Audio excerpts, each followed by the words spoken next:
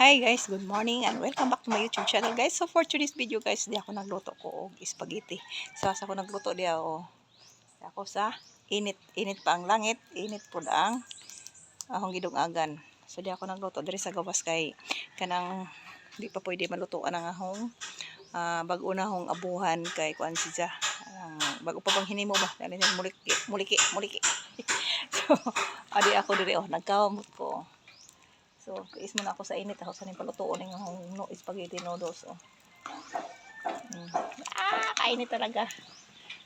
Totoo hong singot. Totoo hong singot. Way pa yung wa. So, kilang pahumanan po na siya. So, kuan mga tong kadyo. Kanang hinay itong kadyo. Ito ning iduot itong kahoy. Ngunit probinsya. Ngunit siya ano niya magluto. Palutuon na itong kadyo. Init jud, init. Okay. So, sa ato na po ni siyang kabuton. Ayun Potob siya mahumok siya nga maluto na siya ang iyang noodles. So, dali ra jud ni maluto ng libre ang hagbong sa laya nga dahon. Init dire, init pud ang langit. Uy, Ginoo ni. Hangnang nagubahong nang kainit. Papadyod ko ang pana siya.